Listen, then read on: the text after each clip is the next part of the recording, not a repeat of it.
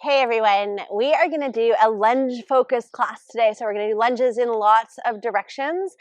Just a moment before we start, if you find that being on the floor is not cool for your knees, a half dome under your shin is often a good option, and that can also be useful for bolstering the standing lunges that we're going to do. You could just not let your back knee touch the ground at all. That's a harder variation for the rest of you, but can save your knees completely. And you can even do it kind of perched on the side of a chair. So I don't have a chair here to show you, but if you had a chair under your butt here, you could just get your your back leg back and kind of use the chair for support. So those are all good options, and make sure you've got something to hold on to for some support if you need it. All right, so let's jump in, but before we do any lunging, I just want to do a little hip flexor release work. You can grab your half dome for the back of your head. If you would like more bolstering for your rib cage, you could use a half dome behind your shoulders and a block behind the back of your head. And what you're looking for here is ribs relaxing down. You don't want to feel rib edges. So that would be a nice place to bolster. And we're going to add some tension to the hip flexors here. So you may want to add a little bit, even more bolstering if you're not feeling flat through your rib cage here. You're going to cross your legs in front of you. You're going to just enjoy that for a second. And then you're going to lift your top leg up and place it anywhere on the shin of the bottom leg. And you're going to relax it.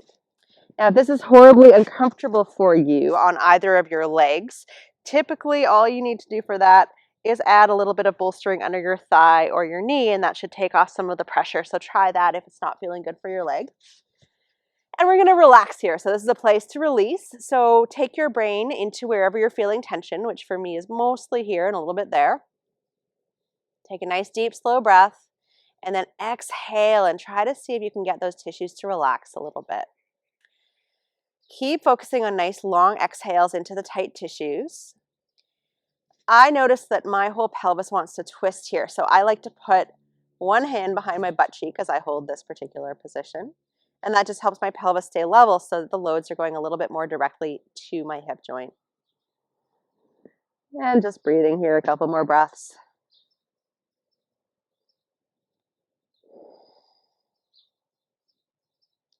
This one is such a good one. It's so intense for so little setup effort.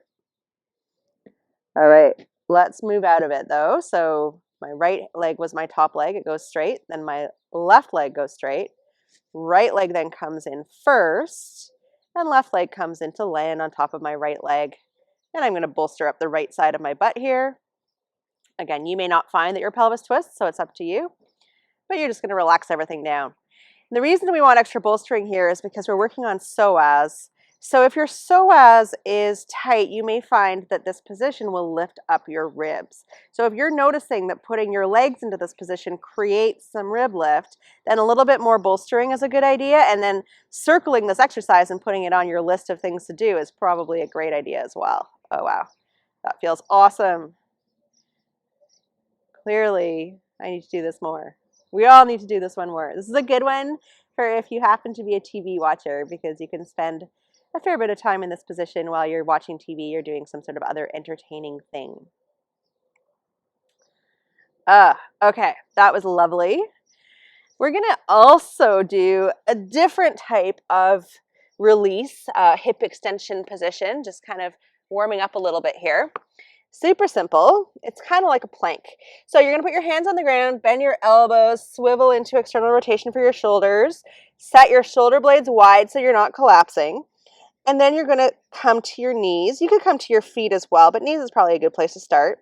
And you're going to let your pelvis be heavy, and you're going to lift up your rib cage here. So you're almost trying to flex your spine. You don't actually need to think about spinal flexion, but definitely low ribs come up, so it's a lot of work for the abs. But pelvis is heavy so that you're loading your hip flexors a little bit.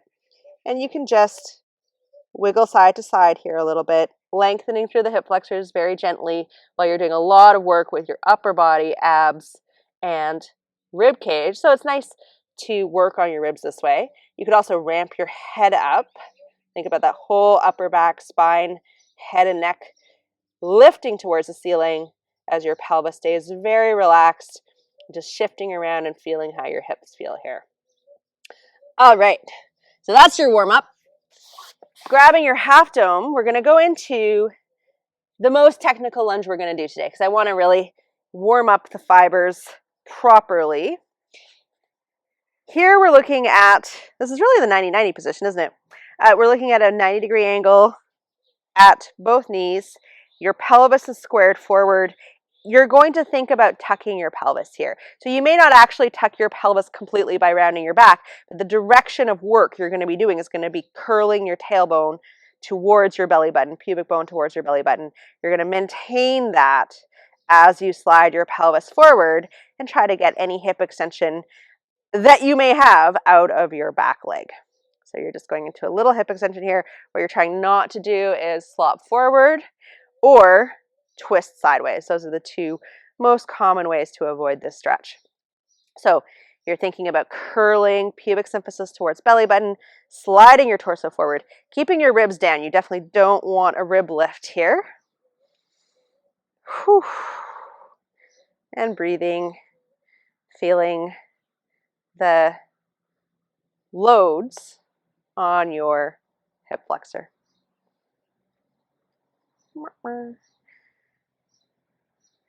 You guys are in luck because I wanted to add some pails and rails to this one, but I don't have a couch, and a couch really helps for pails and railsing hip flexors. So when I'm back home and I have a couch, get ready. It's going to be awesome. But in the meantime, you can just enjoy this.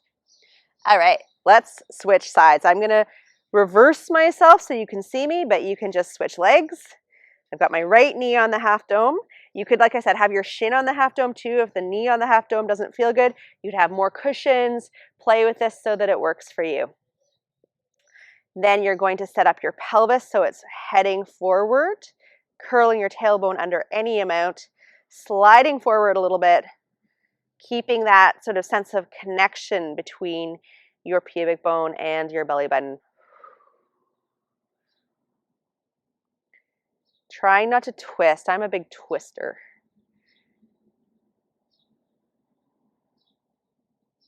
Checking with your ribs, checking with your neck and head. Maybe even externally rotate your shoulders and get your thumbs facing forward. So many things you can think about if you want to. Maybe feeling some warmth and heat through the front of that right leg now. I certainly am.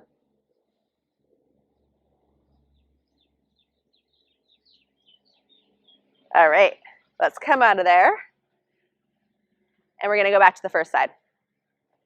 Now we're going to totally shake things up and make it a loosey-goosey lunge however you want to type of lunge. So this time we're going to come to quadruped, and you're going to step your right foot forward to the outside of your right hand, wherever it'll get to. It doesn't have to be anything crazy. And then you're going to drop your body weight down. So your pelvis is going to relax down. You're kind of relaxing into the front of the left hip, but you're also putting some load on the front of the right hip. So spend a minute or two exploring the left hip side, but also think about what's happening in the right hip, because this right hip, this is your squat. Your right hip is your squat. So you're in some degree of hip flexion right now. My back is rounded. Yours likely is as well. So it's not perfect hip flexion, but that just makes it all the more like the bottom of your squat.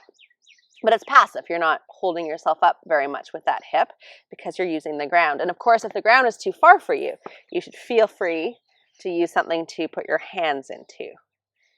That actually feels better for me. There we go. You're just hanging out, letting your body get some gentle hip flexion loads.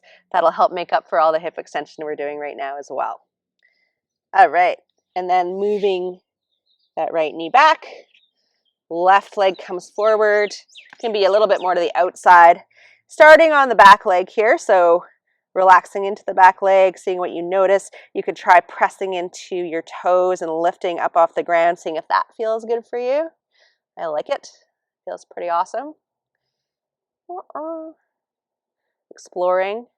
My right hip's been grumbling recently, and this is getting into it. I don't know if it's in a good way or not. And then left side. So now focus more on the flexion side of things, so your weight transfers left a bit. Take your mind to your left hip. See if you can get a little bit more flexion out of it. See what happens when you move your body a little bit side to side. Kind of exploring there.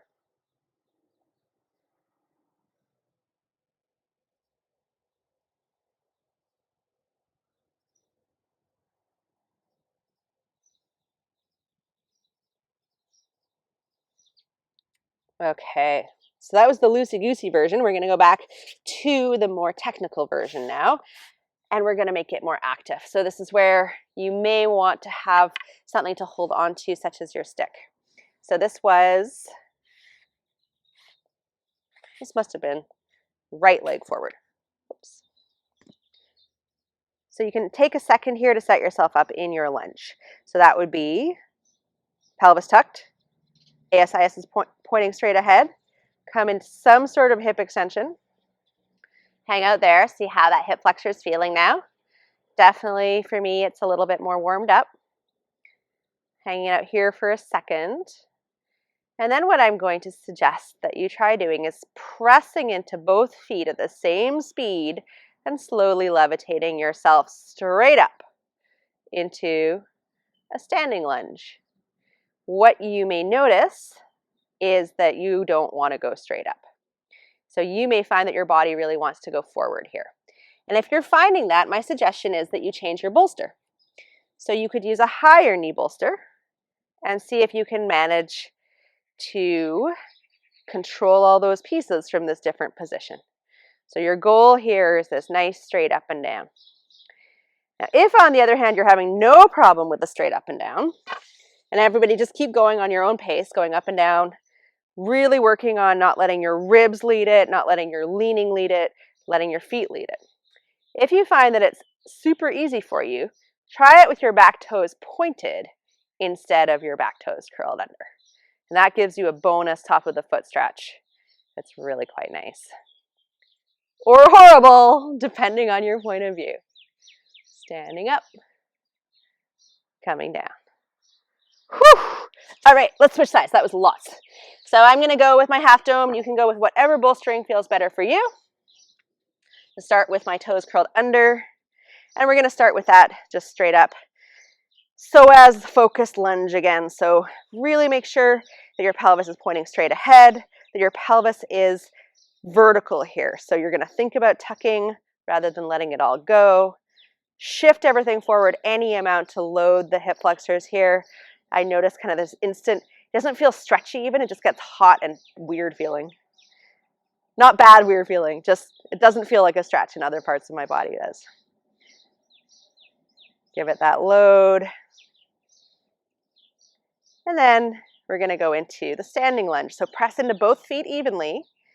Watch what your ribs are doing. Watch what your head and shoulders are doing. Stand straight up. And then lower yourself straight down. You want to make sure you're not thumping at the end.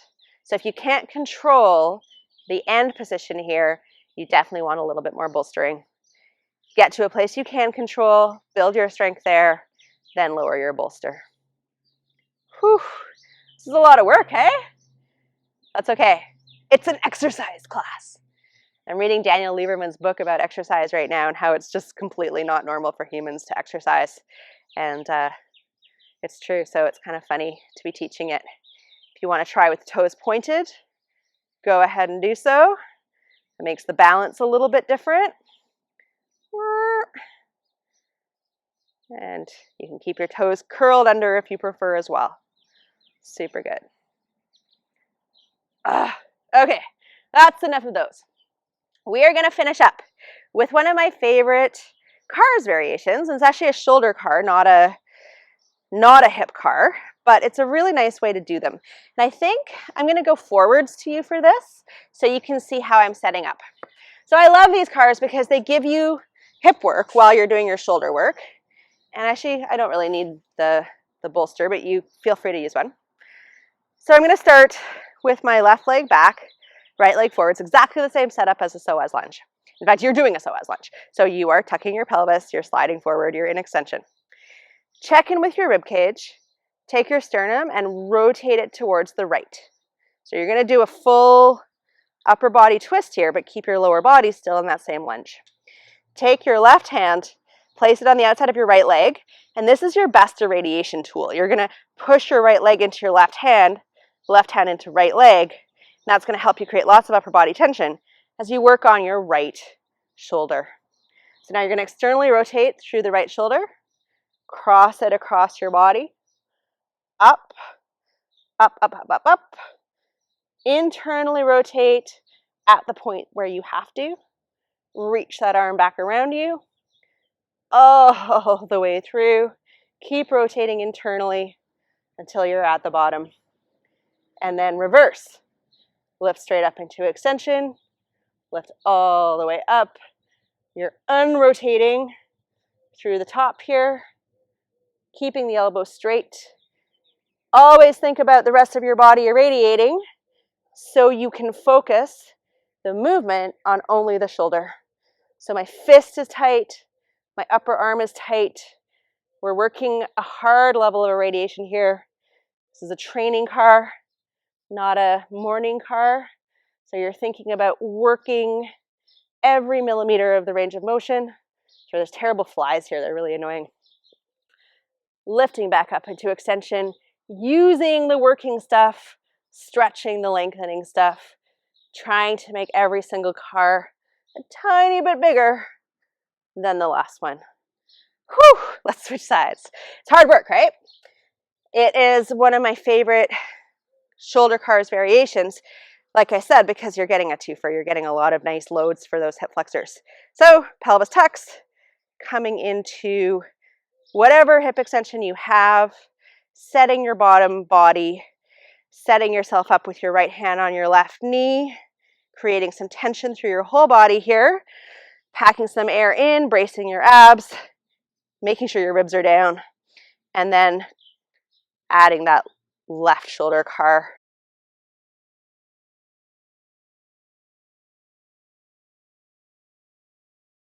Back of the arm stuff is firing right now. Reaching back behind you, sweeping the biggest circle that you can, all the way through. Complete the rotation so your pinky is facing, I guess, kind of forward. It's hard in a twist to say what forward is. Lifting up into extension, keeping your triceps working, shoulder is rotating, coming through the sticky zone. Keep your radiation on, lifting up, rotating through, trying to feel what's happening in your shoulder, trying to make your shoulder movement the biggest shoulder movement that there is, rotating through, and finishing by lifting straight up, sweeping wide, and around. Whew! Now let's all collapse on the floor. That was hard work, so thank you, good job. My suggestion for your home practice this week is another CARS suggestion. Definitely see if you can try lunging shoulder CARS as a variation. You could do other upper body CARS in the lunge, but the shoulder CAR is my favorite because that twist will help you irradiate a lot, and it'll also help you avoid any kind of rib cage twisting that you might be doing. So it's a nice setup because it kind of blocks one of the common shoulder CARS compensations. As always, hit me up if you have any questions. I hope you enjoyed the class, and I will catch you in the next one. Bye.